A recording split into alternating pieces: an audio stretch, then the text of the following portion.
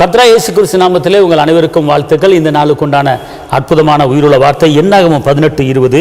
நானே உன் பங்கும் உன் சுதந்திரமா இருக்கிறேன். நீ உங்களை பார்த்து ஏசப்பா சொல்றாரு, நானே உன் பங்கு, நான் உனக்கு சுதந்திரமா இருக்கிறேன். அதாவது சொத்து பிரிப்பாங்க, பங்கு பிரிப்பாங்க தெரியுமா? இது இந்த 5 ஏக்கர் எனக்கு, இந்த 5 வீடு எனக்கு அப்படின்னு சொல்லுவாங்க தெரியுமா? இன்னைக்கு இயேசு உங்களுக்கு எனக்கும் சொத்தாக இருக்கிறாரு. நான் தான் உன் பங்கு, நான் தான் உன் சொத்து. அல்லேலூயா.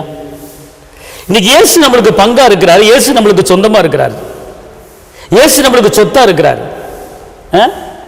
சகல பரிபூர்ணம் இயேசுக்குள் அடங்கி இருக்கிறது. இந்த பூமிக்குரியவர்களும் பரலோகத்துக்குரியவர்களும் அவரால் உண்டாக்கப்பட்டிருக்கிறது. அவர் இல்லாமல் ஒன்றும் இல்லை. அப்படின்னா சகல ஆசீர்வாதங்களும் சகல பரிபூர்ணமும் இயேசுக்குள்ள இருக்கு.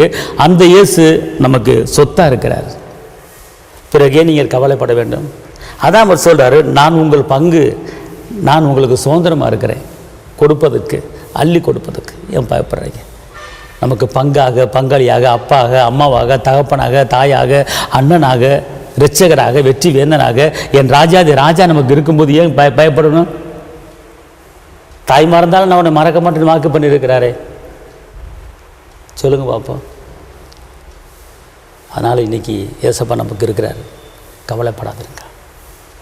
அவர் நமக்கு சொத்தாக இருக்கிறார். சகல பரிபூர்ணம் அவருக்குள்ளே இருக்கிறது. உங்களை கைவிட மாட்டார்.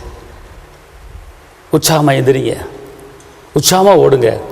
எனக்குள்ளே இருக்கிற ஒரு பெரியவர் என்று சொல்லி ஓடுங்க. உலகத்தில் இருப்பவனை காட்டுற எனக்குள்ளே இருக்கிற பெரியவர், கர்த்தர் பயங்கரமான பராக்கிரமத்தில் ஏன் கூட இருக்கிறார் சொல்லுங்க. உங்கள் துக்க நாட்கள் முடிந்தது. இன்னைக்கு ஒரு ஜெயம் உங்களுக்கு கிடைக்க போகிறது. எலும்பு எலும்பு சீயோனை வல்லமை தரித்துக்கொள், மருத்தில் விட்டு எழுந்திரு என்றவர் சொல்கிறார். அதனால் கர்த்தர் பெரிய காரியத்தை உங்களுக்கு செய்ய போகிறார். உங்களுக்கு நான் சுபிக்கிறேன். தாப்பனை இயேசுவை நன்றியோடு துதிக்கிறேன், ஸ்தோத்திரிக்கிறேன்.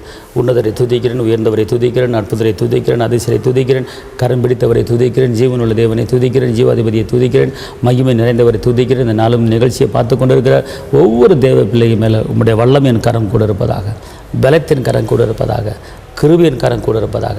எல்லா தடைகளை நீக்கி போடுங்க. தேவ சமர்த்தான இருப்புங்க. இயேசுவின் நாமத்தில் பிதாவே, ஆமென். கர்த்தர் உங்களை ஆசீர்வதிப்பார். தேவனுக்கு மகிமை. ஹல்லேலூயா.